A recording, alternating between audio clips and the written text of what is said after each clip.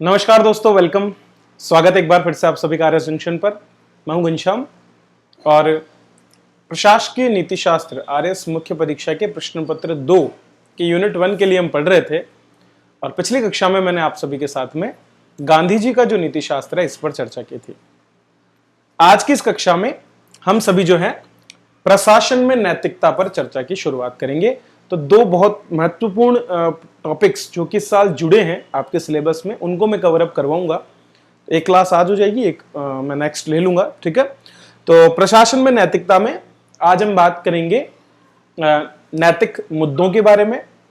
इसके बाद नैतिक दुविधा को पढ़ेंगे और नैतिक निर्णयन प्रक्रिया क्या होती है उसको भी समझने की कोशिश हम करेंगे।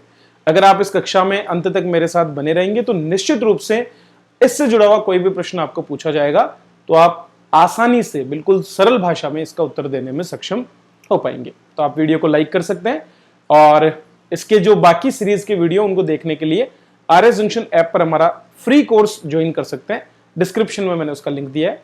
तो चलिए शुरुआत करते हैं प्रशासन में नैतिकता की। जो शुरुआत हम करेंगे नैतिक चिंता के साथ में, ठीक है। तो नैतिक चिंता क्या होती है इसको हम समझेंगे, लेकिन उससे पहले मैं आप सभी से चर्चा करूंगा कुछ महत्वपूर्ण शब्दों के बारे में जो कि प्रशासन से जुड़े हुए हैं, क्योंकि कई बार क्या होता है कि वहां से भी प्रश्न आपसे पूछ लिए जाते हैं, ठीक है। तो प्रशासन से जुड़े हुए कौन कौन से महत्वपूर्ण शब्द हैं उनको एक बार जो है हम देख लेते हैं। तो देखिए दोस्तों, यहां पर आपको कुछ शब्द दिखाई दे रहे होंगे, ठीक है। पहला जो शब्द यहां पर आपको देखने को मिल रहा है वो है सरकार। सरकार जो है वहां से शुरुआत होती है। पहला जो शब्द है सरकार है, गवर्नमेंट है। तो गवर्नमेंट किसे कहते हैं इसको हमको समझना है। तो देखिए दोस्तों, गवर्नमेंट वो है जो गवर्नेंस करती है, ठीक है। सामान्य भाषा में अगर परिभाषा के रूप में आपसे पूछ लिया जाए कि सरकार से क्या तात्पर्य है, तो सरकार एक तरह से एक तंत्र है, ठीक है, जो शासित वर्ग पर शासन करने का काम करता है। तो सरकार क्या है? एक तंत्र है, एक ढांचा है, एक तरह का संगठन है, ठीक है। और इस संगठन को क्या काम दिया गया है? इस संगठन को लोगों के एक समूह को, जो कि किसी राष्ट्र के रूप में हो सकता है, किसी राज्य के रूप में हो सकता है, उस राष्ट्र राज्य का जो समूह है लोगों का, उस पर शासन करने का काम सौंपा गया है, उसे बोलेंगे हम सरकार। तो सरकार क्या हुई? एक संगठन, एक ढांचा जो कि लोगों को शासित करता है, शासन करने का कार्य करता है। तो उसी को हम सरकार के रूप में देखते हैं। पहला जो शब्द हमारा है वो यहां पर सरकार के रूप में सामने आता है। सेकंड जो शब्द यहां पर है उसको हम बोलते हैं सिविल सेवा। सिविल सेवा आप सभी ने सुना है, आप तैयारी भी सिविल सेवा की कर रहे हैं। सिविल सेवा का मतलब क्या है ये जानना आप सभी के लिए काफी जरूरी भी है। तो देखिए, सिविल सेवा एक तरह से कुछ विशेष लोगों का समूह है। पहले तो ये क्या है? एक सेवा है, एक प्रकार की सेवा जो कि किसी भी देश की जनता के पक्ष में की जाती है, उस जनता के लिए की जाती है। और यहां पर सिविल सेवा का अभिप्राय उन अधिकारियों, उन लोगों से है जो पहली बात तो राजनेता नहीं है, ठीक है, मतलब गैर राजनीतिक है। तो ऐसे सभी गैर राजनीतिक अधिकारी जो जनता की सेवा से जुड़ी हुई जितनी भी सर्विसेज है, जितनी भी सेवाएं हैं, उनसे जुड़े हुए हैं, उन सभी को हम सिविल सेवा के अंतर्गत लाते हैं। तो ऐसे सभी लोग जो न्याय प्रणाली को छोड़ करके, सेना को छोड़ करके अन्य जितने भी सरकारी पद हैं उन पर कार्य कर रहे हैं, उन सभी को हम सिविल सर्विसेज या सिविल सर्वेंट्स के रूप में देखते हैं। इन लोगों का चयन जो है योग्यता के आधार पर, किसी प्रतियोगी परीक्षा के आधार पर होता है, ठीक है। और इनका काम क्या होता है? सरकार की विभिन्न योजनाओं को लागू करना और सरकार द्वारा दिए जाने वाले जो लाभ हैं उनको जनता तक पहुंचाना। और इनके बारे में एक सबसे बड़ी महत्वपूर्ण बात है वो ये है कि जितने भी सरकारी सेवक होते हैं, जितने भी सिविल सेवक होते हैं, वे ज्वाइन करने से लेकर, मतलब नियुक्ति से लेकर के, और जब तक वे रिटायर नहीं हो जाते, अवकाश ग्रहण नहीं कर लेते, तब तक वो काम करते हैं। उन लोगों को हम सब सिविल सेवा के नाम से जानते हैं। नेक्स्ट आपका शब्द आता है शासन, ठीक है। तो जैसा मैंने बताया कि सरकार का काम शासन करना है, लेकिन शासन क्या है? शासन एक तरीका है, ठीक है। तो वे सारे तौर तरीके या वो एक प्रक्रिया जिसके माध्यम से लोगों को शासित किया जाता है, उसी के लिए हम सामान्य भाषा में शासन या गवर्नेंस का उपयोग करते हैं। तो गवर्नमेंट का कार्य है शासन करना और शासन एक तरीका है, एक प्रक्रिया है, नीति नियमों आदि का एक समूह है जिसके माध्यम से लोगों को शासित किया जाता है। तो ये ध्यान रखना है। तो शासन क्या हो गया? एक नियमों का या प्रक्रियाओं का समूह जिनके माध्यम से जनता को शासित किया जाता है, जनता पर जो है उनको जो भी उनके बारे में कानून बनाए गए हैं, जो भी नीतियां हैं, उनको लागू किया जाता है, उनके लाभ उनको प्रदान किए जाते हैं, वो सारी गतिविधियां शासन के अंतर्गत आ जाती है। अगर इसी में हम सुशब्द लगा दें, सुशासन, ठीक है, मतलब गुड गवर्नेंस, तो गुड गवर्नेंस की जब हम बात करते हैं तो दरअसल हम उन सभी आदर्शों की बात करते हैं जो हमारे संविधान में वर्णित है। भाई शासन तो कोई भी करता है, लेकिन शासन गलत भी तो हो सकता है। हो सकता है आपके द्वारा किया गया शासन कठोर हो सकता है आपके शासन की वजह से लोगों को जो उद्देश्य है उनकी पूर्ति ना होकर के दुख पहुंच रहा हो, उनको नुकसान हो रहा हो या उनके अधिकारों का हनन हो रहा हो। तो ये कैसे पता चलेगा? इसके लिए हमें संविधान को देखना पड़ेगा। तो संविधान में वर्णित जितने भी आदर्श हमारे पास हैं, उन आदर्शों की प्राप्ति जिस शासन से होती है वही सुशासन है। सिंपल भाषा में अगर हम बात करें तो सुशासन हम किसे कहेंगे? संविधान में वर्णित जितने भी हमारे आदर्श हैं, जितने भी लक्ष्य हैं, उनकी प्राप्ति के लिए जो शासन काम करता है वही दरअसल सुशासन के रूप में माना जा सकता है। ठीक है, सुशासन, सुशासन, सु का मतलब है सुंदर, ठीक है, या फिर सही तरीके से या सम्यक रूप से। तो सम्यक रूप से सही तरीके से किया जाने वाला शासन ही सुशासन या गुड गवर्नेंस होता है। अब इसके लक्षण क्या होंगे आप खुद देखिए। कोई मान लीजिए कहीं पर सुशासन है, तो सुशासन के उदाहरण को आप कैसे देखेंगे? ट्रांसपेरेंसी होनी चाहिए, पारदर्शिता होनी चाहिए, मितव्ययिता होनी चाहिए, आपका जो पैसा है उसका सही सदुपयोग होना चाहिए, ठीक है, भाई भतीजावाद जैसी समस्याएं नहीं होनी चाहिए, ईमानदारी प्रशासन में लोगों के बीच में होनी चाहिए, बेहतर सर्विस डिलीवरी होनी चाहिए, ठीक है, प्रशासकों में अच्छे मूल्य होने चाहिए और प्रशासक जो है वो जितने भी प्रशासनिक मूल्य है उनके प्रति उनकी प्रतिबद्धता हमको देखने को मिलनी चाहिए, उत्तरदायित्व की भावना उनमें हमको देखने को मिलनी चाहिए। वो सारी चीजें मिला करके और सुशासन को तैयार करती है। इसके बाद में आता है अगला शब्द हमारा प्रशासन। ठीक है, प्रशासन क्या है? सुशासन का मतलब हमने कहा कि शासन का वह रूप जिसके अंतर्गत हम लगातार जो है आदर्शों की प्राप्ति जो कि हमारे संविधान में वर्णित है उनके लिए काम करते हैं। प्रशासन शब्द थोड़ा सा सुशासन से अलग है। प्रशासन एक तरह से प्रबंध को भी अपने आप में समाहित कर लेता है। ठीक है, तो प्रशासन में क्या होता है? कुछ निश्चित टारगेट्स, ठीक है, उनको सेट किया जाता है, कुछ लक्ष्य स्वयं निर्धारित किए जाते हैं और फिर उन जो लक्ष्य हैं उनका प्राप्त करने के लिए जो संसाधन है उनका प्रभावी रूप से प्रबंधन यहां पर किया जाता है। तो प्रशासन एक तरह से प्रबंधन को दर्शाता है सार्वजनिक या निजी मामलों के। तो जितने भी आसपास ऐसे मामले हैं जो कि उनको दिए गए उन सभी को प्रबंधित करना और उन लक्ष्यों की प्राप्ति के लिए लगातार प्रयास करना, इस शब्द के लिए हम प्रयोग करते हैं प्रशासन। तो एडमिनिस्ट्रेशन हमेशा देखिए टारगेट सेट करके काम करता है। जैसे कि आप सिविल पब्लिक एडमिनिस्ट्रेशन हम जिसको बोलते हैं, लोक प्रशासन, तो लोक प्रशासन कहीं ना कहीं प्रबंधन करता है बहुत सी योजनाओं का, बहुत से लाभों का, बहुत से लोगों का, ठीक है, और इसीलिए उसको हम पब्लिक एडमिनिस्ट्रेशन कहते हैं, लोक प्रशासन के नाम से हम उसको जानते हैं। तो एडमिनिस्ट्रेट शब्द ही इसी चीज को दर्शाने का प्रयास करता है। तो योजनाबद्ध तरीके से जब हम कुछ लक्ष्यों की प्राप्ति के लिए काम करते हैं, प्रबंधन करते हैं, तो वही दरअसल आपके प्रशासन के रूप में सामने आता है। फिर आता है लोकतांत्रिक प्रशासन। अब बिल्कुल सिंपल सी बात है, अगर आप लोकतांत्रिक मूल्यों को साकार करने के लिए काम कर रहे हैं तो आप लोकतांत्रिक प्रशासन की स्थिति में है। बिल्कुल प्रशासन जैसे उद्देश्यों की प्राप्ति के लिए प्रबंधन की गतिविधि है, उसी तरह से लोकतांत्रिक प्रशासन में लोकतांत्रिक तरीके से जिन मूल्यों का वर्णन संविधान में है उनके लिए प्रशासन करने को दर्शाता है। फिर आता है नैतिक शासन। नैतिक शासन और एक शब्द नीचे है प्रशासनिक नैतिकता। इन दोनों के बीच में अंतर हमको समझना पड़ेगा कि इन दोनों के अंदर क्या अंतर है। जब हम नैतिक शासन की बात करते हैं, मॉरल एडमिनिस्ट्रेशन की बात जब हम करते हैं, तो हम कहते हैं कि हमारा जो शासन है उसमें नैतिक मूल्य समाविष्ट हो जाएं। अर्थात जब भी हमारी जनता पर शासन किया जाए तो वो शासन नैतिक मूल्यों के साथ में किया जाए। ठीक है, पहली चीज। दूसरी है प्रशासनिक नैतिकता।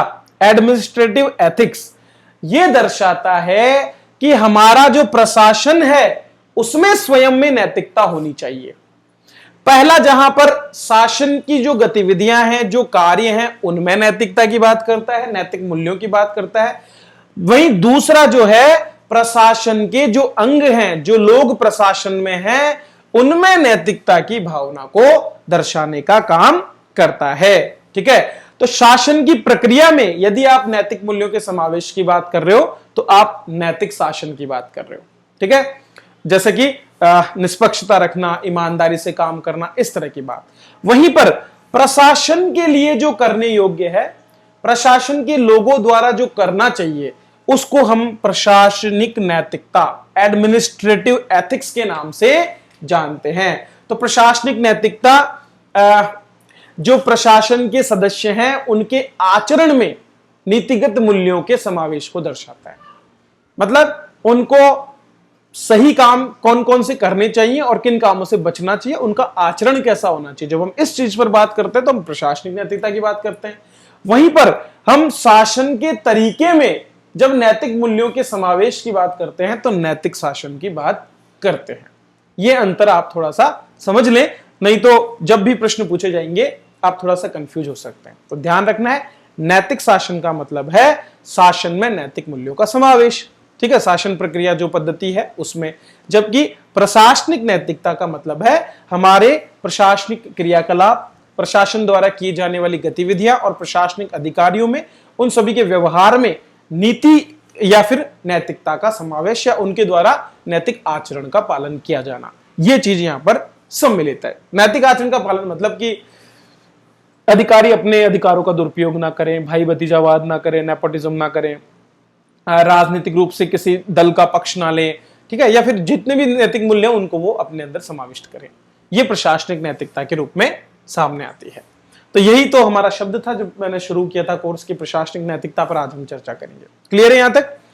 चलिए, अब हमारा जो अगला टॉपिक आता है उस पर हम बात कर लेते हैं। अगला टॉपिक आता है हमारा नैतिक चिंता।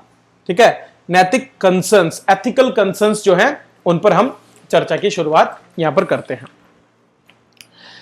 तो देखिए, हमारा टॉपिक यहीं से शुरू है। एक्चुअल में मैंने थोड़ा सा ब्रीफिंग आपको छोटे छोटे बिंदुओं पर दी है कि किसी शब्द का मतलब क्या है। अगर वो समझ में आ गया तो यहां पर आपको थोड़ा दिक्कत नहीं होगी। 3 टॉपिक आपके इसमें है।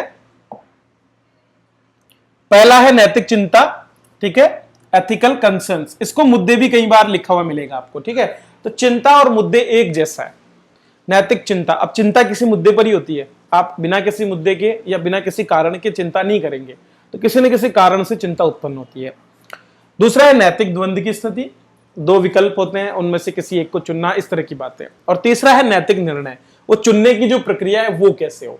ये 3 चीजों का मतलब ये है। पहले नैतिक चिंता पर हम बात कर लेते हैं कि नैतिक चिंता का मतलब क्या है। देखिए दोस्तों, प्रशासन के विकास के साथ साथ, समय के साथ साथ जो है प्रशासनिक मूल्यों में हमको गिरावट देखने को मिली है और कुछ ऐसी चीजें उभरकर हमारे सामने आई है जिनकी वजह से समाज जो है उन पर बुरा प्रभाव पड़ रहा है। और जब भी समाज में कुछ मूल्यों का हनन होता है या समाज के लोगों को जिन लक्ष्यों की प्राप्ति के लिए हमने इस प्रशासन को बनाया था, अगर वो उन कामों को नहीं कर पा रहा है तो समाज उसके ऊपर थोड़ा सा सोच विचार करता है और उन कारणों को जानने की कोशिश करता है जिसकी वजह से समाज में वैसा हो रहा है। अब चूंकि वर्तमान समय में प्रशासन कहीं ना कहीं उसको जो कार्य दिए गए उनको करने में असमर्थ दिखाई दे रहा है, और उस असमर्थता के पीछे कौन से कारण हैं, उन्हीं को दरअसल हम यहां पर नैतिक चिंता या एथिकल कंसर्न्स के रूप में देख रहे हैं। क्योंकि ये कुछ ऐसे नैतिक मुद्दे हैं, ये कुछ ऐसी नैतिक चिंताएं हैं जिनकी वजह से नीतिगत शासन नहीं हो पा रहा है। नीतिगत शासन मतलब जो उचित शासन होना था वो तो हो नहीं रहा, उसके बजाय जो है व्यक्तिगत लाभ के लिए या फिर नैतिक मूल्यों का हनन करते हुए प्रशासन किया जा रहा है। तो उन्हीं नैतिक मुद्दों को, उन्हीं चिंताओं को हमको सामने लाना है। लेकिन पहले हमको यह देखना पड़ेगा कि आखिरकार वे कौन से कारण हैं, वो कौन से कारक हैं जो किसी प्रशासन में या किसी भी तंत्र में नैतिक मूल्यों का समावेश करते हैं या उनकी गिरावट करते हैं।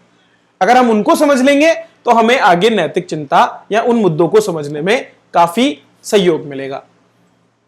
तो सबसे पहली चीज है, लोक प्रशासन में नैतिकता के कौन कौन से कारक हैं, किन कारकों की वजह से हमारे लोक प्रशासन में जो नैतिकता है वो प्रभावित होती है।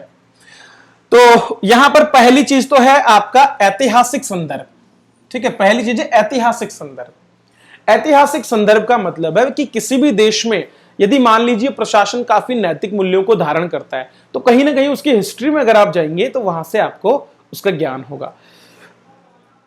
आप सभी जानते हैं कि हमारे देश में प्राचीन समय में वैदिक संस्कृति के बारे में जब हम पढ़ते हैं तो हम देखते हैं वहां पर नीति के बारे में काफी चर्चा की गई है। आज भी नैतिक मूल्यों का विकास करने में जो भी धार्मिक ग्रंथ हमारे हैं उनमें काफी वर्णन हमको मिलता है। उनमें दी गई बातों से हम ये समझते हैं कि कौन से काम उचित है और कौन से अनुचित है। उदाहरण के लिए रामायण और महाभारत जैसे ग्रंथ हमारे सामने उपस्थित है।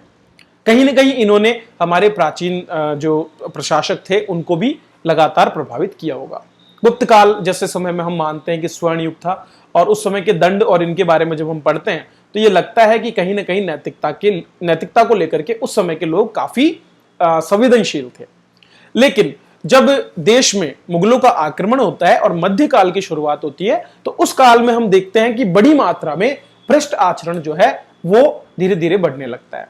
जैसे कि मनसबदारी प्रथाओं से लेकर के और इक्ता प्रथाएं जैसी इस तरह की व्यवस्थाएं जब मुगलों ने शुरू की, उस समय आप देखते हैं बख्शीश दी जाती थी। ठीक है, और लूटपाट के तरीकों का धीरे धीरे विकास हुआ।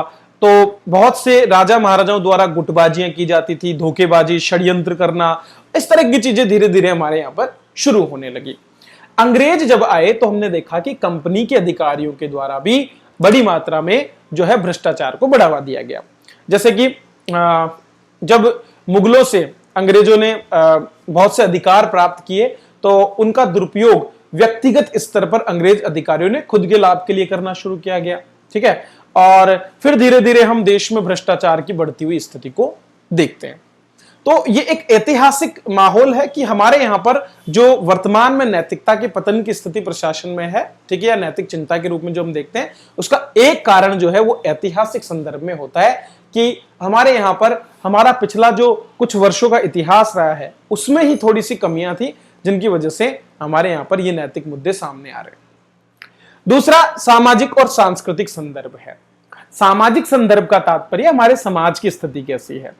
तो यदि समाज द्वारा समाज के अंगों में जैसे कि परिवार है, विद्यालय है और खुद समाज है, ये तीनों जैसे मूल्य बच्चों को देंगे उसी प्रकार के मूल्यों का बच्चों में विकास होगा और उनकी नैतिकता भी निर्धारित होगी।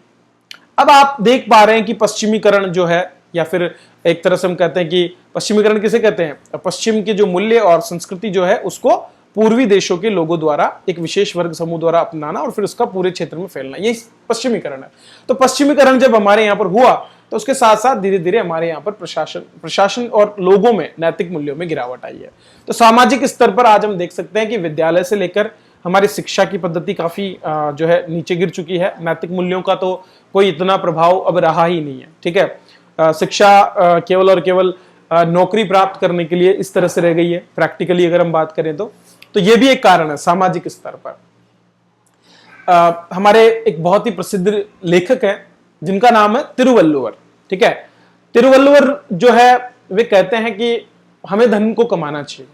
धन कमाना कोई गलत बात नहीं है। नीतिगत तरीके से यदि आप धन कमाते हैं तो आपको ऐश्वर्य मिलता है, प्रतिष्ठा प्राप्त होती है, आप अपने लिए उसका उपभोग भी कर सकते हैं। लेकिन अगर वो नीतिगत तरीके से हो, जैसे कि पुरुषार्थ जो हमारे हैं, ठीक है, धर्म अर्थ काम मोक्ष, इनकी जो हम अवधारणा देखते हैं तो धर्म आधारित काम और धर्म आधारित अर्थ, इन दोनों को ही हमारे समाज में मान्यता दी गई है। लेकिन अगर यही चीजें धर्म आधारित न होकर पाप के मार्ग से कमाई जाती है, पाप के तरीकों से इनका अगर अर्जन किया जाता है, तो ये कहीं ना कहीं समाज के पतन के लिए उत्तरदायी हो सकती हैं।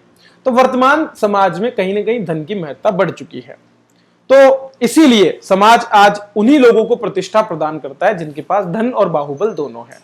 उसी के आधार पर समाज में प्रतिष्ठा, मान सम्मान आदि निर्धारित हो रहा है। तो ये कुछ सामाजिक और सांस्कृतिक संदर्भ हैं जिनकी वजह से किसी भी समाज में नैतिकता का निर्धारण होता है। तीसरी चीज आ जाती है आपके विधिक और न्यायिक संदर्भ। विधिक और न्यायिक संदर्भ का मतलब है किसी क्षेत्र विशेष में न्याय जितना मजबूत होगा, न्याय व्यवस्था जितनी मजबूत होगी, उतना ही ज्यादा लोग नैतिक आचरण करते हैं, या फिर जितनी कमजोर होगी उतने ही लोग अनैतिक हो जाते हैं। अब अगर अपराधियों में डर नहीं रहेगा तो ऐसी परिस्थिति में अपराधी काहे को डरेंगे? ठीक है, अगर आपकी जो न्यायिक व्यवस्था है वो इतनी लचर है, इतनी ढीली है कि अपराधियों को दंड नहीं दिया जा रहा और इसके बजाय जो आम आदमी है उन्हीं को वापस से उल्टा जो निर्दोष लोग हैं उन्हीं को अगर सजा दे दी जाए, तो ऐसे में क्या होगा? अनैतिक आचरण को बढ़ावा मिलता है। उदाहरण के लिए पिछले कुछ समय से आपने हमारे इस एग्जाम को लेकर के भी देखा होगा किस तरह का माहौल रहा है, या फिर राज्यों में अलग अलग जगह पर जिस तरह से भ्रष्टाचार के मामले सामने आते हैं परीक्षाओं में, तो ये कहीं ना कहीं उस न्याय व्यवस्था की कमजोरियों की वजह से भी है, जो कंसर्न्स के रूप में इन चीजों को नहीं लेती हैं और इन पर कुछ कड़े कदम नहीं उठाए जाते हैं। ठीक है, तो यह भी एक कारण रहता है। राजनीतिक संदर्भ, राजनीतिक संदर्भ में हम ये देखते हैं कि हमारा जो उच्चस्थ जो राजनीतिक तंत्र है, खास करके हमारे जो राजनेता और विभिन्न प्रकार के जो दल हैं, उनके द्वारा न तो खुद आचार संहिता का पालन किया जाता है, ना ही उनके लिए कोई आचार संहिता है। उल्टा इन लोगों के द्वारा ही लगातार निचले स्तर पर दबाव डाला जाता है, अनुचित व्यवहार किया जाता है और इसका प्रभाव उनके अधीनस्थों पर पड़ता है और नीचे के अधीनस्थ फिर उन्मुक्त होकर के और भ्रष्ट आचरण को करते हैं। तो यह भी कहीं ना कहीं एक निर्धारक हो जाता है कि लोक प्रशासन में नैतिकता का स्तर कैसा होगा। तो राजनीति के अंतर्गत जो भ्रष्टाचार है, जो अपराधीकरण है और वो सब जो गतिविधियां हैं, उनकी वजह से आज प्रशासन में भी नैतिक मूल्यों का हनन हमारे यहां पर हो रहा है। और अंतिम आता है आर्थिक संदर्भ। आर्थिक संदर्भ की बात करें तो अगर किसी देश में, मान लीजिए जितने भी आपके विकसित देश हैं, उनमें आप देखते हैं भ्रष्टाचार का स्तर थोड़ा कम पाया जाता है। क्यों? क्योंकि वहां पर लगभग हर व्यक्ति को जरूरत की जितनी भी सुविधाएं हैं वो उपलब्ध है। तो ऐसे में जब लोगों को हर प्रकार की सुविधाएं उपलब्ध है तो कहीं पर भ्रष्टाचार करने का कोई कारण रह नहीं जाता है। तो अपेक्षाकृत अगर हम देखें तो हमारे जैसे गरीब देशों में, जहां पर संसाधन तो बहुत कम है और जनता बहुत अधिक है, वहां पर संसाधनों को लेकर संघर्ष होता है और ऐसी परिस्थिति में आर्थिक संदर्भ में भ्रष्टाचार या फिर जो प्रशासनिक नैतिकता में गिरावट है वो देखने को मिलती है। तो ये कुछ कारण है जिनसे लोक प्रशासन में नैतिकता का निर्धारण होता है। ठीक है, चलिए अभी हम बात करते हैं कि सरकार या सार्वजनिक क्षेत्र की कौन कौन से ऐसे नैतिक चिंताएं हैं जिन पर हमें चिंता करनी चाहिए। तो नैतिक चिंताएं मैंने बता दी, जो परेशान करने वाली चीजें हैं, जो प्रशासन में समाज को सोचने पर मजबूर करती है, जो नहीं होनी चाहिए, उन मुद्दों की हम इसमें बात करते हैं। तो कुछ मैंने पॉइंट्स निकाले हैं जो हो सकते हैं, जिनको हम नैतिक चिंता के रूप में देख सकते हैं। तो सबसे पहली जो नैतिक चिंता है उसको हम बोलते हैं प्रशासनिक विवेक। प्रशासनिक अधिकारियों के पास जो एडमिनिस्ट्रेटिव डिस्क्रिशन होता है, मतलब कई ऐसे मुद्दे होते हैं जहां पर प्रशासनिक अधिकारी अपने स्तर पर जो है निर्णय ले सकते हैं। उनको यह अधिकार होता है कि वे खुद चीजों का निर्णय कर सकते हैं और यहीं पर से अधिकारियों में भ्रष्टाचार की शुरुआत होती है। जैसे कि आपने देखा होगा कि राज्यपाल के पास जो विवेकाधीन शक्तियां हैं उनको लेकर के कई बार बहस हुई है। ठीक है, एक बहुत बड़े बड़े मुद्दे भी हमने देखे हैं। 1994 में तो फिर न्यायालय को इसमें हस्तक्षेप करना पड़ा है। उसी तरह से हमारे अधिकारियों को भी बहुत से डिस्क्रिशनरी पावर्स होती हैं। तो ये जो प्रशासनिक विवेक या डिस्क्रिशन वाली जो स्थिति है उसमें क्या होता है कि अधिकतर मामलों में व्यक्तिगत लाभ को वरीयता दी जाती है और ये एक बहुत बड़ा नैतिक मुद्दा, नैतिक चिंता है जो एड्रेस की जानी चाहिए। तो पहला जो नैतिक मुद्दा है वो प्रशासनिक विवेक है कि अधिकारियों के पास बड़ी मात्रा में विवेकशील शक्तियों का होना, जहां पर उन्हीं का निर्णय फाइनल माना जाता है, अंतिम, या फिर उनको निर्णय लेने की अनुमति दी जाती है, वो गलत है। वो थोड़ा सा उसमें बदलाव किया जाना चाहिए। दूसरा मुद्दा सामने आता है भ्रष्टाचार के रूप में, भ्रष्ट आचरण के रूप में। तो भ्रष्टाचार का तो आप देख ही सकते हैं, आज हमारे समाज में ही भ्रष्टाचार को बड़ी मान्यता है, क्योंकि जब तक कोई देने वाला नहीं होगा तब तक कोई लेने वाला नहीं होगा। और यहां देने वालों की इतनी भीड़ हो गई है तो फिर लेने वाले क्यों रुके। यही स्थिति है कि ईमानदार से ईमानदार ऑफिसर भी जब प्रशासनिक तंत्र का हिस्सा बनता है और अपने आसपास जब उस माहौल को देखता है तो वो भी भ्रष्टाचार में आ जाता है। भ्रष्टाचार किसे कहते हैं ये भी आपको पता होना चाहिए थोड़ा सा। तो भ्रष्ट आचरण या भ्रष्टाचार का तात्पर्य है कि अपने पद से जुड़े हुए जो अधिकार जो हैं, अपने पद से जुड़े हुए अधिकार जो हैं, उनका जो प्रोफेशनल एथिक्स या जो नीतिगत मुद्दे होते हैं उनसे इतर जाकर के व्यक्तिगत हित या फिर किसी धन के बदले में दुरुपयोग करना, ठीक है, किसी के पक्ष में जो है आप निर्णय प्रक्रिया करते हैं, आप वस्तुनिष्ठ ना होकर के आत्मनिष्ठ होकर या किसी एक व्यक्ति विशेष के लिए अगर पक्ष में कुछ फैसले करते हैं, कुछ निर्णय लेते हैं, तो वो भ्रष्टाचार की स्थिति होती है। ठीक है, तो आर्थिक लाभ के बदले में अपने पद से जुड़े हुए जो अधिकार हैं उनका दुरुपयोग करना और किसी व्यक्ति विशेष को, संस्था विशेष को लाभ पहुंचाना, ठीक है, वो एक तरह से भ्रष्टाचार की स्थिति होती है। भ्रष्टाचार भी एक बहुत बड़ा नैतिक मुद्दा वर्तमान समय में हमारे समाज के सामने है, जिसका मूलभूत कारण हमारे समाज में जिस तरह से पूरे समाज के ही नैतिक मूल्यों का गिरावट हुआ है और जिस तरह से लोग छोटे छोटे लाभ के लिए जो है रिश्वत देना पसंद करते हैं, तो निश्चित रूप से हमारे अधिकारी भी लेना पसंद करते हैं। वो एक सबसे बड़ा मूल कारण है कि लोग जल्दीबाजी में अपना काम करवाने के लिए इस तरह से चीजों को बदलने का प्रयास करते हैं। नेक्स्ट आता है प्रशासनिक गोपनीयता। ठीक है, अब देखो आप देखेंगे यहां पर दो पंक्तियां हैं, एक है प्रशासनिक गोपनीयता, दूसरी सूचना का खुलासा। कई बार आप सूचनाओं को छिपा करके जो है नैतिकता का हनन करते हैं और कई बार आप सूचनाओं का प्रकटन करके नैतिकता का हनन करते हैं। हमारे यहां पर प्रशासन के लिए एक एक्ट है जिसको हम बोलते हैं official secrecy act. Official secrecy act है 1923 का, और इस एक्ट के अनुसार जो सरकारी पदाधिकारी होते हैं उनको सूचनाओं को गोपनीय रखना होता है। अब राइट टू इंफॉर्मेशन नामक एक एक्ट जो है 2005 में लाया गया था, और इस एक्ट के माध्यम से जो है लोगों को प्रशासन और तंत्र की गतिविधियों के बारे में जानने का अधिकार दिया गया। अधिकारी क्या करते हैं, इस प्रशासनिक गोपनीयता के अधिनियम का हवाला देकर के और जानबूझकर उन बातों को छिपाते हैं जिनसे उनको लाभ हो। ठीक है, तो अपने गलत कृत्यों को छिपाने के लिए इस प्रशासनिक गोपनीयता का सहारा अधिकारियों द्वारा लिया जाता है, और ये एक चिंता का विषय है। देखिए कितना ऐसा आपको टफ नहीं समझना है कि ये चीजें बहुत टफ है, ये बिल्कुल सिंपल सी चीजें हैं जिनको केवल आपको दिमाग में रखना है। जैसे मैंने बताया कि चिंता क्या है, तो चिंता नैतिकता के हनन की वजह से उत्पन्न जो समस्या है, जो समाज के सामने है और जिस पर समाज को विचार करके उनका समाधान करना चाहिए, वो चिंता है। हम कहते हैं ना कि मुझे बच्चे की चिंता हो रही है। अगर आपको अपनी संतान की चिंता तो किसी मुद्दे पर होगी, कहीं ना कहीं उसमें कोई कमी है, उसको आप पूरा करना चाहते हैं, या कहीं उसमें कोई अवगुण है, उनको दूर करना चाहते हैं। चिंता हम तभी करते हैं जब किसी का कुछ नुकसान हो रहा हो। तो यहां पर भी इन सब चीजों की वजह से प्रशासन का नुकसान हो रहा है, इसलिए प्रशासन के लिए चिंता है। अब जहां प्रशासनिक गोपनीयता के माध्यम से आवश्यक सूचनाओं के प्रकटीकरण को रोका जाता है, वहीं पर सूचना का खुलासा करना भी अपने आप में एक बहुत बड़ी चिंता का विषय है। कैसे? कई बार जानबूझकर जिन सूचनाओं को गोपनीय रखना होता है उनका खुलासा कर दिया जाता है। उदाहरण के लिए जो परीक्षा के पेपर होते हैं उनको गोपनीय रखना होता है, लेकिन जानबूझकर के उनको किन्हीं लोगों को खुलासा कर दिया जाता है धन के लिए, और ये एक तरह का क्या है, एथिकल कंसर्न हमारे सामने आ जाता है। जैसे कि मान लीजिए कहीं पर कोई बिड हो रहा है, ठीक है, बोली या नीलामी प्रक्रिया में बोली लगाई जाती है, या फिर कोई टेंडर जब भरा जाता है तो उसमें मान लीजिए कि किसी व्यक्ति द्वारा एक बहुत न्यूनतम शुल्क लगाया गया और आपने जानबूझकर के उसकी जो जानकारी है वो अपने किसी निजी व्यक्ति को या लाभ के लिए जो है, खुद के निजी लाभ के लिए उसको दे दी, और फिर उसने उससे कम राशि में टेंडर भर दिया।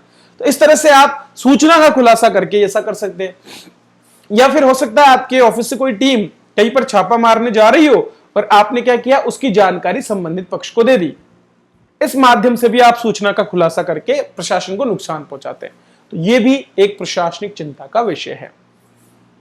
भाई भतीजावाद, नेपोटिज्म। नेपोटिज्म का मतलब है अपने सगे संबंधियों के पक्ष में आत्मनिष्ठ होकर के फैसला करना। बिल्कुल सिंपल सी बात।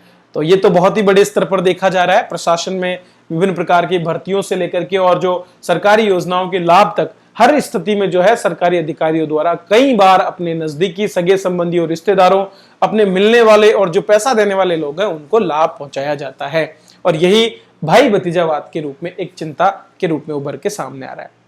नेक्स्ट है लोक जवाबदेही।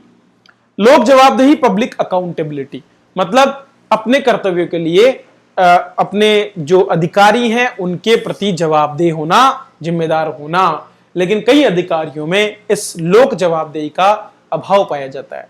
जिस पद पर वे हैं उसके लिए जो कार्य उन्हें करने हैं समाज के प्रति, उन कार्यों को नहीं किया जाता, और इस तरह से लोक जवाबदेही भी आज के समय में एक बहुत बड़ा मुद्दा बनकर सामने है। नीतिगत दुविधाएं, पॉलिसी डिलेमास। कई बार समस्या ऐसी आ जाती है जहां पर कुछ नीतियों को लेकर के, ठीक है, आपका जो प्रोफेशनल एथिक्स है उसके बीच में और जो सरकार की नीतियां हैं उनके बीच में भी डिलेमा की स्थिति होती है। और ये जो दुविधा की स्थिति है इसमें फंस करके यदि कोई गलत काम कर दिया जाता है तो वो भी कहीं ना कहीं एक प्रकार का एथिकल कंसर्न है। और अंतिम एथिकल कंसर्न जो हम मान सकते हैं वो है नौकरशाही का राजनीतिकरण।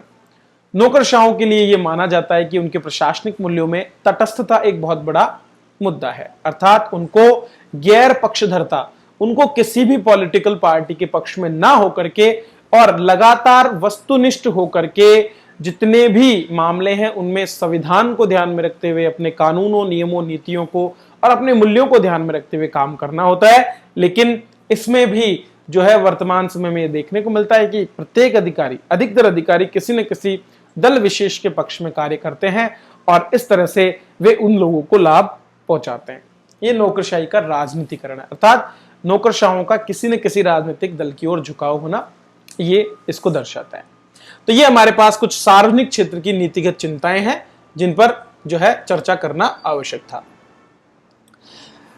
निजी क्षेत्र के भी कुछ नैतिक मुद्दे हैं जिन पर हमको ध्यान देना चाहिए। निजी क्षेत्र के मुद्दों की अगर हम बात करें तो निजी क्षेत्र में पहला जो नैतिक मुद्दा हमारे सामने आता है वो भाई भतीजावाद जैसा है कि निजी क्षेत्र में भी जब मान लीजिए किसी बोर्ड ऑफ डायरेक्टर्स में या फिर अपने निदेशक मंडलों में सदस्यों को चयनित करना होता है तो वहां पर नीतिगत क्षेत्र में जो है भाई भतीजावाद को प्रोत्साहन दिया जाता है, अपने सगे संबंधियों को जो है चुना जाता है।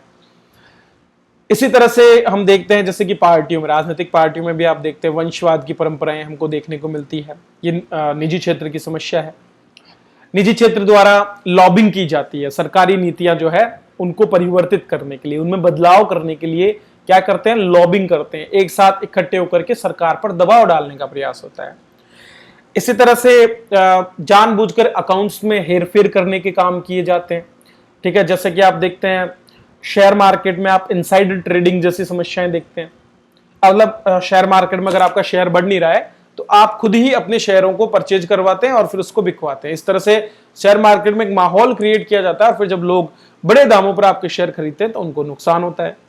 तो ये कुछ तरीके हैं जिनके माध्यम से अकाउंट्स में हेरफेर करना, ठीक है, जानबूझ करके प्रॉफिट दिखाना ताकि निवेश आप प्राप्त कर सके। तो ये सभी चीजें कहीं ना कहीं नैतिक क्षेत्र के मुद्दे हैं, ठीक है।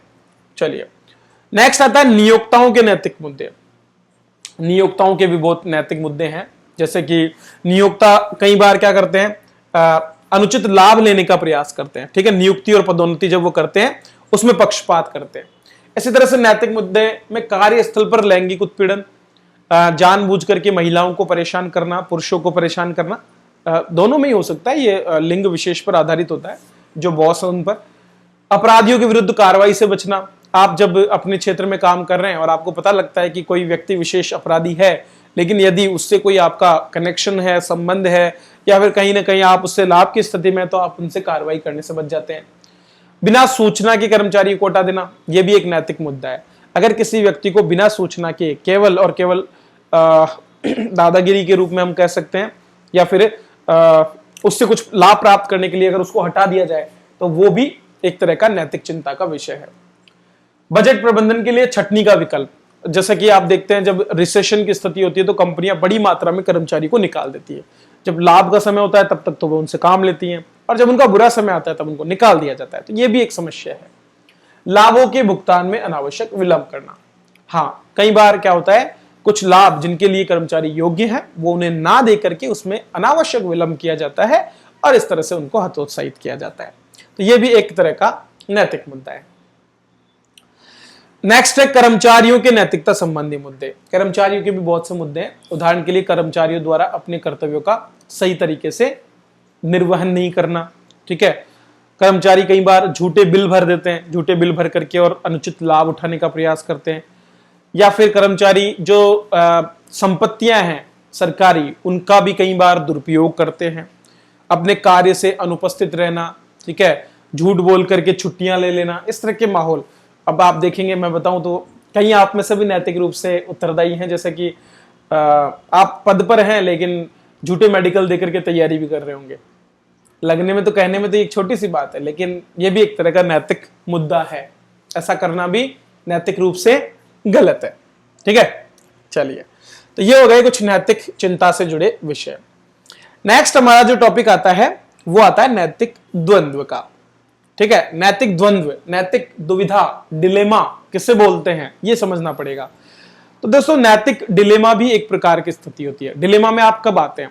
डिलेमा में कोई व्यक्ति तब आता है जब व्यक्ति किसी निर्णय को लेने में हो और उस निर्णय को लेते समय उसके पास विकल्पों की एक से ज्यादा अवसर हो, मतलब उसके पास उपस्थिति हो।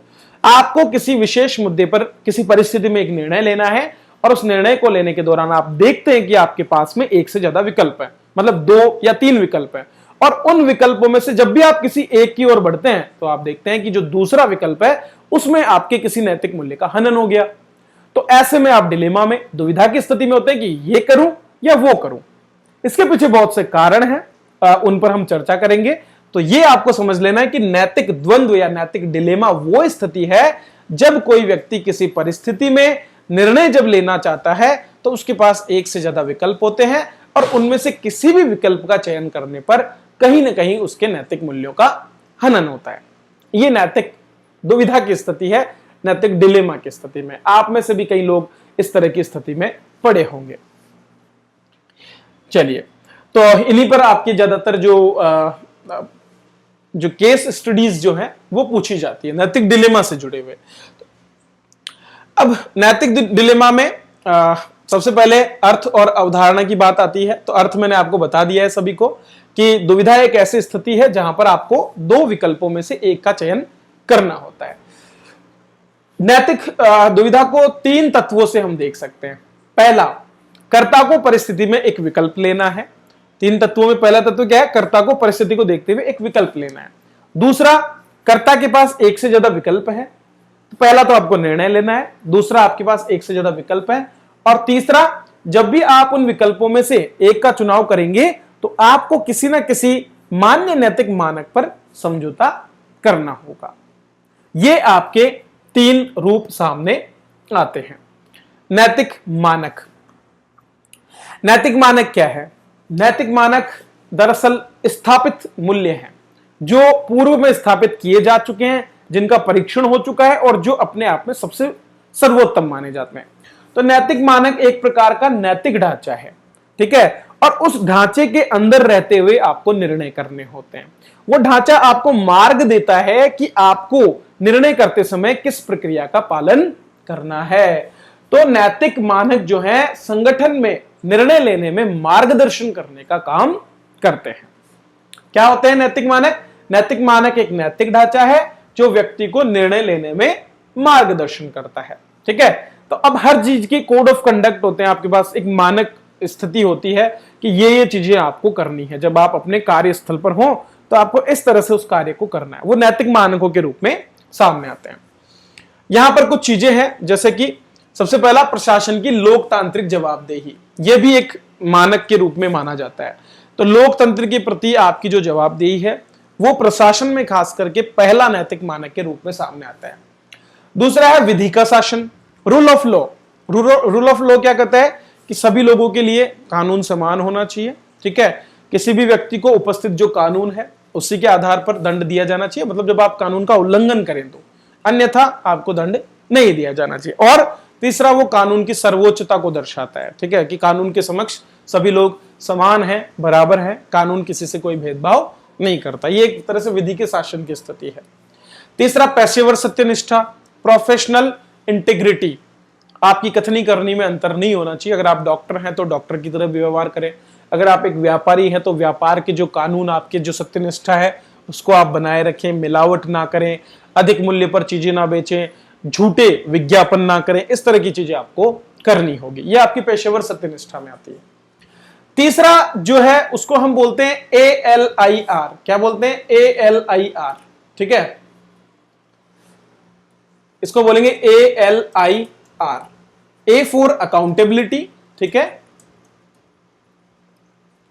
तीसरा है L फॉर लीगलिटी, ठीक है। चौथा आता है आपका इंटेग्रिटी, और आर फॉर रेस्पॉन्सिवनेस, ठीक है। ये जो चार चीजें मैंने बताई, पहला प्रशासन की लोकतांत्रिक जवाबदेही, तो अकाउंटेबिलिटी में जवाबदेही आ जाता है। एल फॉर लीगलिटी, अर्थात किसी भी काम को जो आप कर रहे हैं उसमें आप वैधता देखिए कि वो वैध है या नहीं है, वो विधि के मान्य है या नहीं है। तीसरी चीज है इंटेग्रिटी, जो कि आपकी प्रोफेशनल इंटेग्रिटी होती है। और चौथा है आपकी रेस्पॉन्सिवनेस। रेस्पॉन्सिवनेस मतलब समाज के लोगों के प्रति, उनको दी हुई जाने वाली सुविधाओं के प्रति आप अनुक्रियाशील होते हैं। आप ऐसा नहीं कि उदासीनता प्रकट करते हैं कि काम करने में आपको उस काम को आनाकानी करते हैं, नहीं करना चाहिए, नहीं, आपको रेस्पॉन्सिव होना चाहिए। इनको सभी को जो है मानकों के रूप में यहां पर सम्मिलित किया गया है। चलिए अभी हम देखते हैं नैतिक दुविधाओं के आयाम। तो कौन कौन से नैतिक दुविधाओं का आयाम होता है, मतलब आपके सामने कौन कौन से प्रकार की नैतिक दुविधाएं हो सकती हैं। पहली दुविधा हम बोलते हैं ज्ञान मीमांसा दुविधा, जिसको हम बोलते हैं एपिस्टेमिक डिलेमा। इंग्लिश शब्द जरूर याद रखिए, क्योंकि प्रश्नों में कई बार इंग्लिश शब्द देते हैं, हिंदी कुछ और अर्थ होता है, लेकिन अगर आपने इंग्लिश वर्ड को देखा है तो डेफिनेटली आप आराम से उसको कर पाएंगे। ज्ञान मीमांसा की स्थिति में क्या होता है कि आपके पास जो उपलब्ध विकल्प हैं उनमें से आप चयन नहीं कर पाते कि कौन सा सही है।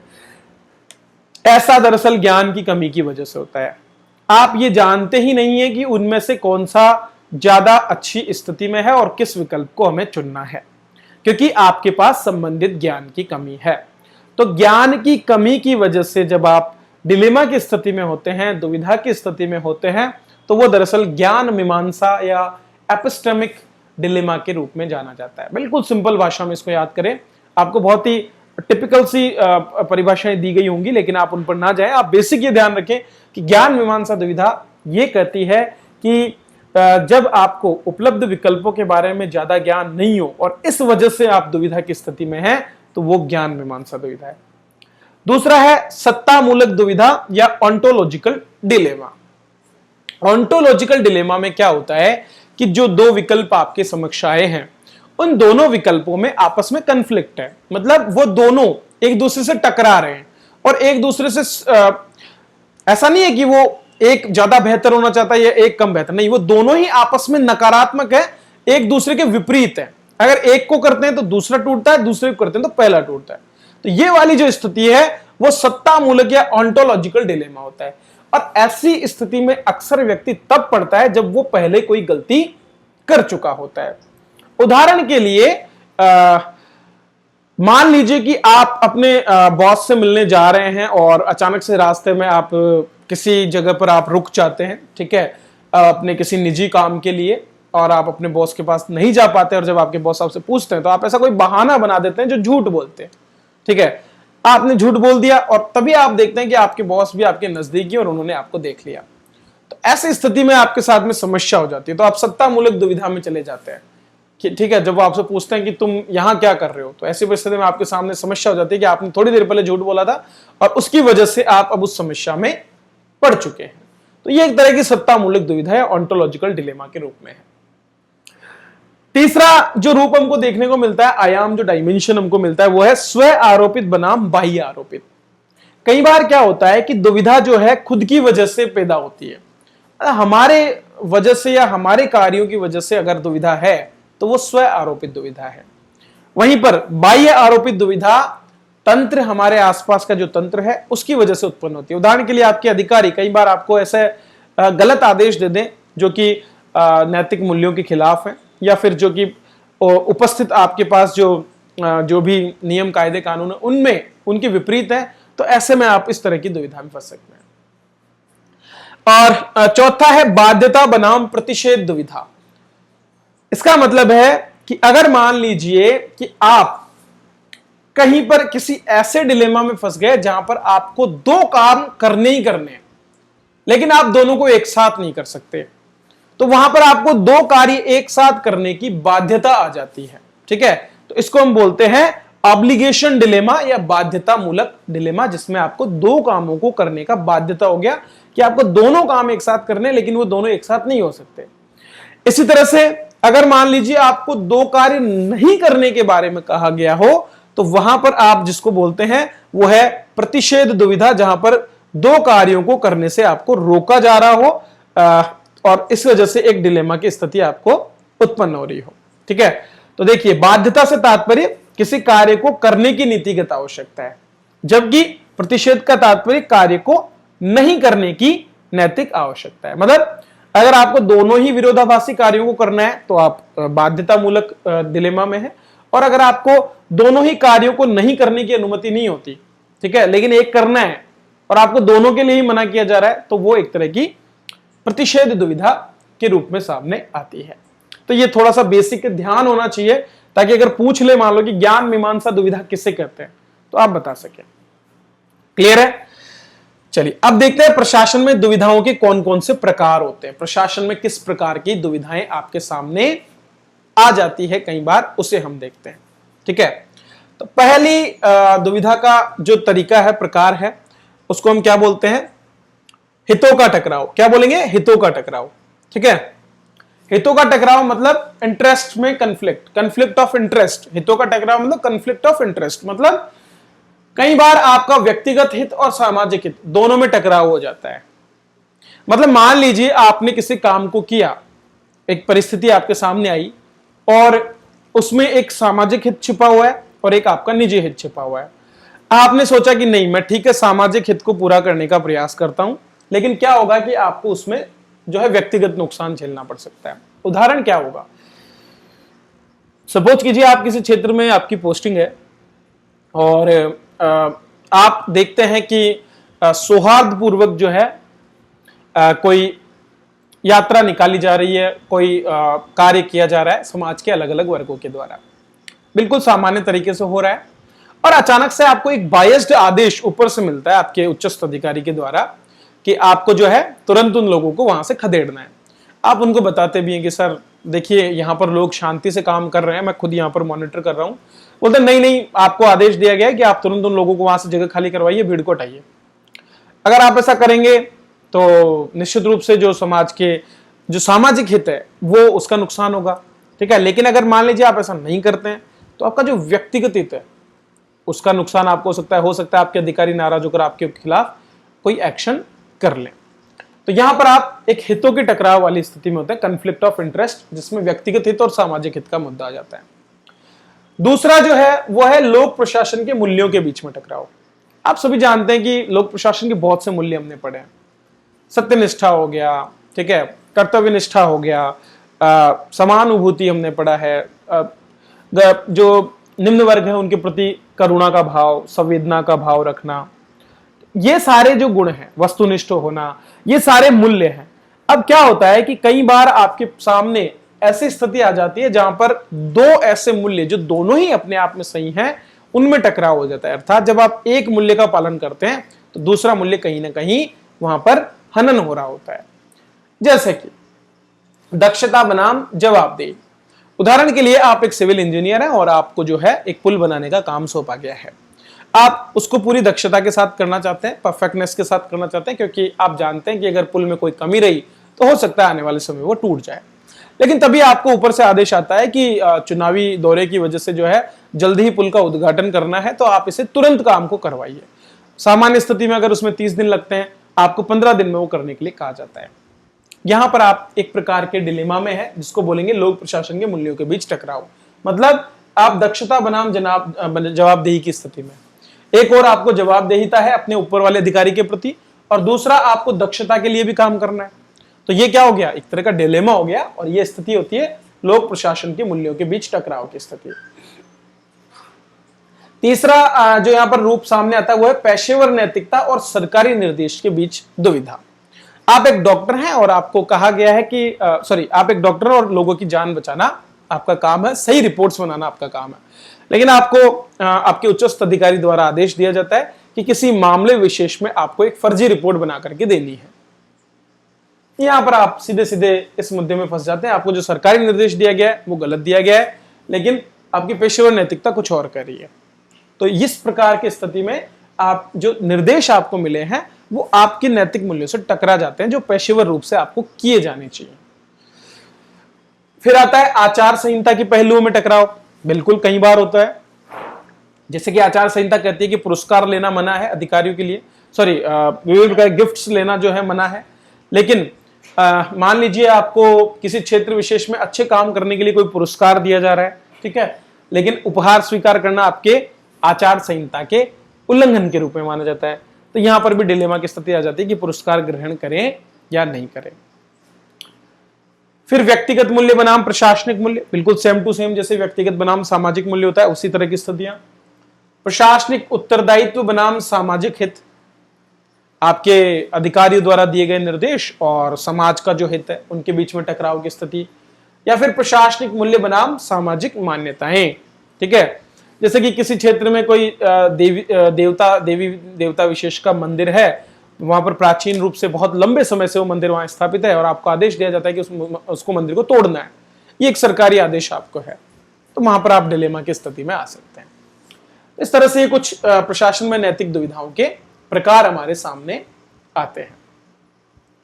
अब बात आती है कि जब हम नैतिक द्वंद्व की स्थिति में हो तो हम नैतिक निर्णय कैसे लें, ठीक है। तो नैतिक निर्णय की प्रक्रिया क्या है उस पर अब हम थोड़ा सा चर्चा कर लेते हैं। फटाफट से हम इस चर्चा को पूरा करते हैं ताकि हमारा एक टॉपिक आज पूरा हो जाए। नैतिक निर्णय की प्रक्रिया की बात करते हैं तो नैतिक निर्णय क्या होता है उसको हम समझ लेते हैं। दोस्तों, नैतिक दुविधा की स्थिति में हमको निर्णय लेना पड़ता है, ये हम सबने पहले क्लियर किया है। और जब हम नैतिक निर्णय लेते हैं तो हमको उपलब्ध विकल्पों के बीच में से एक अच्छे विकल्प का चयन करना होता है। और जब हम ऐसा करते हैं तो डेफिनेटली आपका जो दूसरा विकल्प है उसको आपको छोड़ना पड़ेगा, एक सर्वोच्च विकल्प लेना है, किसी एक के साथ आपको जाना ही होगा। आप ये नहीं कह सकते कि मैं ले ही नहीं सकता, ठीक है, तो आपको लेना ही होगा। लेकिन निर्णय के लिए आपको कुछ बातें जाननी आवश्यक है और उन बातों का पालन जब आप करते हैं तो आप एक बेहतर निर्णय वहां पर ले पाते हैं। वो निर्णय परफेक्ट तो नहीं होगा but it will be better than the other options that you have.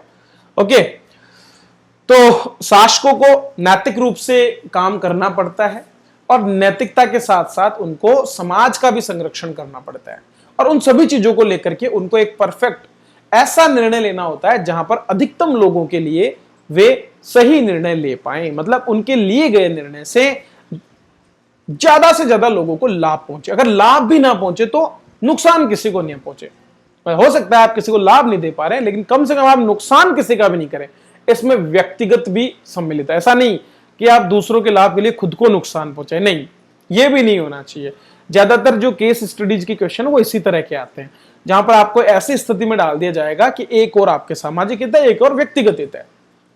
तब आप कई बार हम जो भावावेश में आकर के लिख देते हैं कि नहीं मैं तो इस तरह का निर्णय ले लूंगा, फिर चाहे ट्रांसफर हो जाए चाहे कुछ भी हो जाए मुझे उससे कोई परवाह नहीं, ऐसा नहीं है।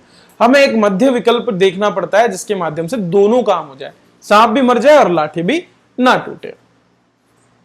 तो एक नैतिक निर्णय निर्माण का एक मॉडल है, 3 टॉपिक्स इसमें हैं, उनका आपको ध्यान रखना है। 3 चरण होते हैं जो अगर आपको पता है तो आप अच्छा निर्णय ले सकते हैं। पहला तो जब भी आप नैतिक निर्णय लें तो आप उस निर्णय से जुड़े हुए स्टेक होल्डर्स जो हितधारक हैं उन सभी का ध्यान रखें और उन सभी हितधारकों के बारे में विचार करें कि आपके निर्णय से उन्हें क्या तो लाभ पहुंचने वाला और क्या नुकसान होने वाला है। तो किसी भी केस स्टडी में जब आप देखो, केस स्टडी यहां से शुरू हो गई है, मान के चलो ऐसा नहीं आप अलग से पढ़ेंगे केस स्टडी को, वहां पर आप केवल एग्जांपल्स देखते हैं। आपको यह ध्यान रखना चाहिए कि आपका निर्णय जब आप ले रहे हैं तो निर्णय लेते समय उस निर्णय से प्रभावित होने वाले सभी पक्षों को क्या लाभ होगा और क्या हानि होगी इनको देखना है। अब हमें हानि को अवॉइड करना है, लाभ हो या ना हो ये बाद की बात है, पहले हमें हानि को कम से कम करना है, तो ये ध्यान रखना है। तो एक गोल्डन रूल होता है, help when you can, avoid harm when you can. मतलब आप जो है अगर मदद कर सकते हैं तो करें, लेकिन आप जो भी नुकसान है उसको जरूर दूर करें, मतलब नुकसान किसी को नहीं होना चाहिए, ये ध्यान हमें रखना है। दूसरा, जब भी आप नैतिक मूल्यों में वरीयता की बात करें तो नैतिक मूल्यों को तो वरीयता देनी चाहिए और अनैतिक जितने भी उनको छोड़ देना चाहिए। तो विकल्पों में से अगर आपको कोई भी अनैतिक लग रहा है जो कि नैतिक मूल्यों के खिलाफ है तो उसको छोड़ने का प्रयास करना चाहिए। और तीसरा, यदि 2 से अधिक नैतिक मूल्यों में से एक का चुनाव करना है और अगर दूसरे का हनन हो रहा है तो उसको गलत नहीं माना जाता है, यह ध्यान रखना है, क्योंकि अगर ये ध्यान नहीं रखेंगे तो आप दुविधा में ही पड़े रहेंगे। तो जो दो विकल्प हैं उनमें से अगर एक को आप चुन रहे हैं और दूसरे का हनन हो रहा है तो वो भी नैतिक निर्णय की प्रक्रिया में सही माना जाता है, उसको गलत नहीं मानते हैं। ठीक है, ये तीन यहां पर जो है आपके पास में निर्माण मॉडल में आते हैं कि नैतिक निर्णय में पहली बात तो आपको ये ध्यान रखना है कि अगर आप किसी की हेल्प कर सकते हैं तो करें, नहीं तो नुकसान कम से कम लोगों को पहुंचाएं। ये आप ध्यान रखें, नुकसान को कम से कम करने का प्रयास आप करें, जितने भी स्टेक होल्डर्स हैं उनको देखें। दूसरा, जब भी आप नैतिक निर्णय लेते हैं तो नैतिक मूल्यों को ज्यादा महत्व दें और अनैतिक मूल्यों को कम। और तीसरा, अगर आप दो विकल्पों में से एक का चयन कर रहे हैं और अगर एक का हनन हो रहा है तो उसको सही मानना है। ये तीन आपको ध्यान रखना है। फिर आता है आपका नैतिकता निर्णय के लिए 7 चरणीय पथ, एक मार्ग आपके सामने आता है। ठीक है, उस तरीके को अगर आप अपनाएंगे तो आप ऐसा सही तरीके से कर पाएंगे। तो पहला काम है रेड लाइट। रेड लाइट का मतलब है जब भी आपके सामने नैतिक निर्णय लेना हो आप थोड़ा सा रुकिए, जल्दीबाजी नहीं करना है, रुकना है। क्योंकि रुकना क्या होता है कि हमको गलत निर्णय लेने से बचाता है। आप थोड़ा सा रुकिए, अपने आप को शांत कीजिए और एक सामान्य स्थिति में आने का प्रयास कीजिए। तो विवेकशील होकर के अगर आपको काम करना है, जल्दबाजी में निर्णय लेने से बचना है तो आपको रुकना होगा। रुकिए, सोचिए एक समझदार प्राणी की तरह, पहला काम। दूसरा काम आपको क्या करना है, आपके जो लक्ष्य हैं उस निर्णय को लेने के लिए आपका टारगेट क्या है, आप किस लक्ष्य की प्राप्ति का प्रयास कर रहे हैं, उस लक्ष्य को सोचिए और उसको स्पष्ट कर दीजिए कि मेरा टारगेट जो है इस परिस्थिति विशेष में ये है। जैसे ही आप टारगेट अपना निश्चित कर लेते हैं, मतलब आपको 2-3 टारगेट्स के पीछे नहीं भागना है, आपको एक टारगेट रखना है अपना। जैसे कि तैयारी के दौरान आप डिलेमा में आ जाते हैं, उसका मूल कारण सबसे पहला होता है आपका लक्ष्य ही निर्धारित नहीं है। आप सोचते हैं कि मैं इस एग्जाम की तैयारी कर लूं, उसकी भी तैयारी कर लूं, नहीं, आप एक लक्ष्य निर्धारित कर दीजिए कि मैं इसी एग्जाम की तैयारी करूंगा। डिलेमा खत्म, फिर सोचने की बात नहीं है। आपने अपना लक्ष्य निर्धारित कर लिया।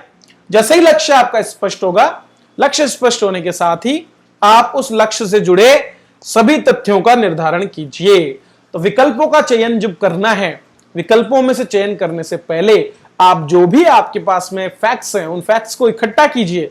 तो जितना ज्यादा ब्रॉड लेवल पर आप पहुंचेंगे, जैसे कि मान लीजिए आप अपनी तैयारी करने के लिए अपनी नौकरी छोड़ना चाहते हैं, ठीक है, तो उससे पहले आप अपने आसपास के सभी लोगों से पूछिए कि क्या ये सही है, क्या ये गलत है। उन लोगों से राय लीजिए, जानिए, मशवरा लीजिए। ये बहुत जरूरी है क्योंकि इससे हमारे विचार और अधिक विस्तृत होते हैं। जब आप ऐसा कर लें तो उसके बाद आप अपने विकल्प सामने लाएं कि मेरे पास क्या क्या विकल्प है। क्या मुझे नौकरी छोड़नी चाहिए, या फिर मैं कुछ दिनों के लिए मेडिकल ले सकता हूं, या फिर मैं बिना बताए अपनी छुट्टी जॉब से छूट जा सकता हूं। ऐसे अनेक विकल्प, ये सारे विकल्पों को फिर आप एक एक करके विकसित करें। बाकी लोगों से भी पूछें कि आपके पास और क्या विकल्प हो सकते हैं। चौथा चरण क्या हो गया, विकल्प। पहला क्या हुआ, रुको और सोचो, ठीक है। दूसरा, लक्ष्य को निर्धारित करो। तीसरा, तथ्यों को स्पष्ट करो। और चौथा, विकल्प का विकास करो। जब विकल्प आ जाएं तो विकल्पों में से प्रत्येक के परिणाम और प्रत्येक के लाभ, क्या हानियां क्या लाभ होने वाली है उन विकल्पों में से। पहला विकल्प उसके लाभ हानि, दूसरा विकल्प उसके लाभ हानि, तीसरा विकल्प उसके लाभ हानि। जब आप ऐसा करते हैं तो आप आपस में उन विकल्पों की तुलना कर पाते हैं, और जब आप उनका तुलना करते हैं तो आपके सामने उनमें से एक क्रम दिखने लग जाता है कि यार ये सबसे बेहतर है, फिर ये है, फिर ये है। जब आप ऐसा कर लें, परिणामों पर विचार, तो उसके बाद आप निर्णय कर लें। उनमें से जो भी बेहतर आपको विकल्प लगे उसका चयन करें। निर्णय का चयन करने के बाद में आप जब निर्णय करते समय कुछ बातों का ध्यान रखें। आप ये देखें कि ऐसी परिस्थिति में जब आपको निर्णय लेना है, उसमें कोई अगर महान व्यक्तित्व जिसको आप आदर्श मानते वो होता तो वो क्या करता। तो उससे क्या होगा कि आपको उन लोगों की मूल्यों में प्रगाढ़ता, या फिर जो जिन मूल्यों में उनका विश्वास है, उनका दृढ़ीकरण आप में होगा। तो आप क्या करेंगे, बेहतर निर्णय ले पाएंगे। यह भी सोचें कि जब आप ये निर्णय ले लेंगे या इस विकल्प को आप चयन कर लेंगे तो लोगों का रिएक्शन आपके प्रति क्या होगा। क्या लोग आपको देखकर गर्वान्वित महसूस करेंगे, या फिर लोग आपके ऊपर थूकेंगे, ठीक है। तो उनका रिएक्शन, तो उससे भी आपको पता चल पाएगा कि कौन सा निर्णय ज्यादा महत्वपूर्ण है। और गोल्डन रूल तो है ही, गोल्डन रूल का पालन हमको करना है। जो पीछे हमने मॉडल में देखा वो आपको जरूर करना है। इसके बाद में अंत में आता है जब आप निर्णय लागू कर लें तो जो भी आपने निर्णय लिया है उसको आप समीक्षा करें। आप देखें कि क्या आपका निर्णय सही दिशा में जा रहा है, और उसको अगर लगता है कि नहीं उसमें कुछ गड़बड़ है तो आप उसको चेंज करें, उसको अपडेट करें और अपडेट करके उसके हिसाब से काम करें। अगर आप ऐसा करेंगे तो डेफिनेटली आपके निर्णय बहुत ही अच्छे होने वाले हैं। चलिए, तो ये था हमारा टॉपिक, बहुत ही महत्वपूर्ण टॉपिक था जो मैंने आपको पूरा करवाया है। ठीक है, तो इश्यूज ऑफ एथिक्स जो है हम आगे कल की क्लास में मैं आप सभी से ले लूंगा, बचे हुए जितने भी टॉपिक्स हैं उन पर हम चर्चा कर लेंगे। सो आई होप आप सभी को ये क्लास बहुत अच्छी लगी होगी। आप अपनी पढ़ाई में जुटे रहिए, पढ़ते रहिए बिना दुविधा के, निश्चिंत रूप से। जो भी एग्जाम होना है नहीं होना है ये सब बात की बातें, आप बस अपनी तैयारी में जुटे रहें। अगर कॉल लेटर आ जाता है तो आप एग्जाम दीजिए, नहीं आता है तो आप जब भी होगा एग्जाम तब आप उसके लिए तैयारी कीजिए। बस आपको इतना सोच कर रहना है बिना किसी चिंता के, मैं यही कहूंगा। बाकी और अधिक अगर आप नोट्स लेना चाहते हैं तो RS जंक्शन एप्लीकेशन पर आपके लिए कोर्सेज अवेलेबल है। Thank you.